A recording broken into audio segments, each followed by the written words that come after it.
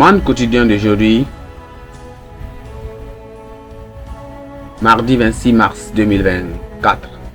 Thème: le caractère unique du sang. Le caractère unique du sang. Thèse de lecture: Hébreux chapitre 9. Hébreux chapitre 9, lisons à partir du verset 11. 11 à 23. Mais Christ est venu comme souverain sacrificateur des biens à venir. Il a traversé le tabernacle plus grand et plus parfait, qui n'est pas construit de main d'homme, c'est-à-dire qui n'est pas de cette création. Il est entré une fois pour toutes dans le lieu très haut, dans le lieu très saint, non avec le sang des boucs et des veaux, mais avec son propre sang, ayant obtenu une rédemption éternelle. Car sur le sang des troupeaux et des boucs, et la cendre d'une vache répandue sur ceux qui sont souillés, sanctifiés et procurent la pureté de la chair, combien plus le sang de Christ qui, par un esprit éternel, s'est offert lui-même sans tache à Dieu, purifie-t-il votre conscience des œuvres mortes, afin que vous serviez le Dieu vivant. Et c'est pour cela qu'il est le médiateur d'une nouvelle alliance, afin que, la mort étant intervenue pour leur rachat des transgressions commises sous le premier ou bien la première alliance, ceux qui ont été appelés reçoivent l'héritage éternel qui leur a été promis.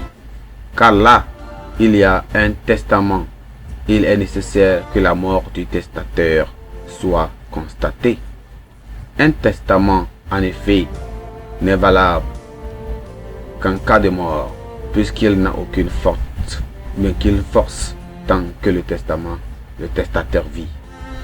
Voilà pourquoi c'est avec du sang que même la première alliance fut inaugurée. Moïse, après avoir prononcé devant tout le peuple tous les commandements de la loi, prit le sang des veaux et des boucs, avec de l'eau et de la laine écarlate et de l'hysope, et fit l'aspersion sur le livre lui-même et sur tout le peuple, en disant: ceci est le sang de l'alliance que Dieu a ordonné pour vous. Il fit pareillement l'aspersion avec le sang sur le tabernacle et sur tous les ustensiles du culte.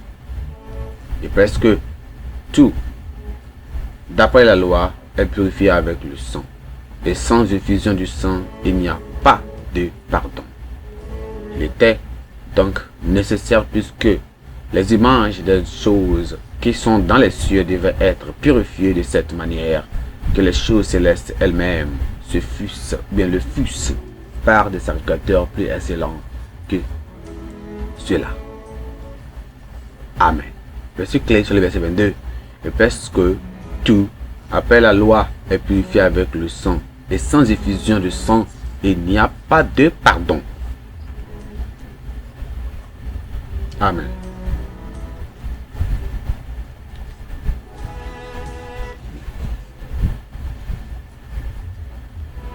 L'histoire de John Wesley nous éclaire sur la vie sans sur la vraie sens et la puissance cachée et pas si cachée du sang de Jésus. En rentrant chez lui dans la nuit après un culte, un Célestine d'évangéliste s'est fait agresser par un bandit qui s'est emparé des maigres sommes d'argent qu'il avait et de quelques ouvrages. Arrêtez! Wesley le supplia. J'ai encore quelque chose à vous donner, dit-il, alors que le voleur enfuit. Marque une pause.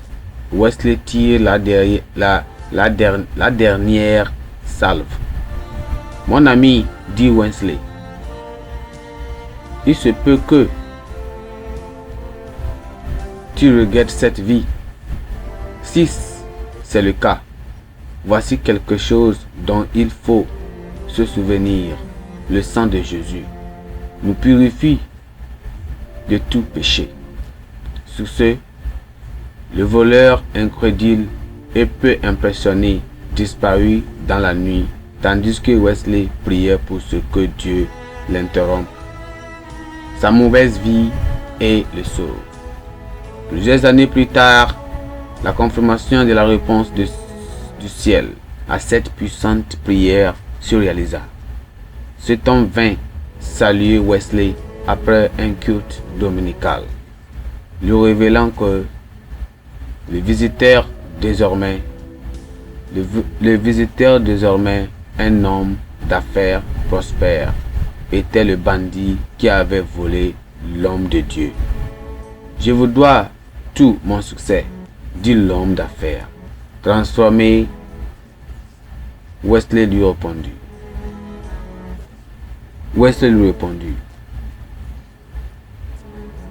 La gloire n'est pas à moi, mais au Seigneur.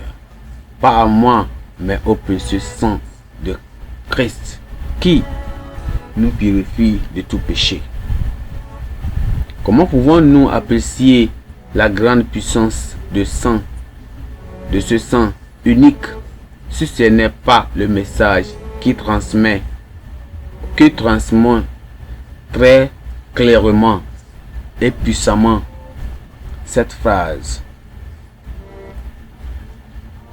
Contrairement aux animaux utilisés pour les sacrifices de l'Ancien Testament, le sang de Christ a été ouvert pour seule une fois pour le péché. La puissance du sang de Jésus ne sauve pas seulement un seul pécheur, mais tous les pécheurs qui croient en lui et ne tournent vers lui pour être sauvés. Christ, notre souverain sacrificateur, est le médiateur entre Dieu et l'homme, et il vit éternellement. Son sang versé reste la seule solution et la seule propitiation pour une vie ravagée par le péché. Il est mort sur la croix du Calvaire pour démontrer l'amour de Dieu pour l'humanité déchue et pour accomplir l'exigence de Dieu selon laquelle l'âme qui pêche, celle qui mourra. Cependant, Jésus n'a pas péché et qui est pur est intervenu pour remplacer l'humanité déchue et restaurer la relation entre Dieu et l'homme, déçu dans le jardin d'Éden où Adam a péché, selon Genèse chapitre 3. L'ordre établi par l'Ancien Testament d'offrir le sang d'un agneau consacré était devenu inadéquat et ne correspond plus à l'exigence de Dieu, alors que le sang d'un taureau et des boues et la cendre d'une vache répandue sur ceux qui sont souillés sanctifie et procure la pureté de la chair, selon Hébreux chapitre 9, versets 13 à 14. C'est le sang de Christ qui, par Esprit éternel, s'est offert lui-même sans tâche à Dieu.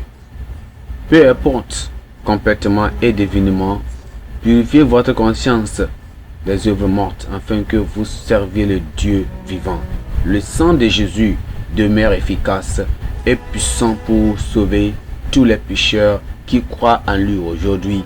En outre, le sang puissant de Jésus-Christ fournit et apporte les bénédictions surnaturelles ou spirituelles et physiques supplémentaires aux fidèles qui suivent Christ. Venez aujourd'hui et saisissez les bénédictions du précieux sang de Christ. Amen. Venez à Christ et saisissez les bénédictions qui sont à Christ. Pensez du jour. Le sang précieux et unique de Jésus est la seule solution et la seule propitiation pour le péché. Le sang précieux de Jésus est unique et c'est la seule solution et la seule propitiation pour le péché. Amen. La Bible en est non.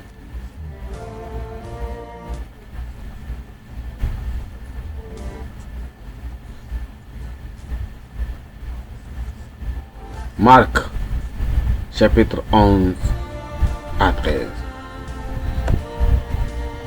Marc, chapitre 11 à 13. Amen.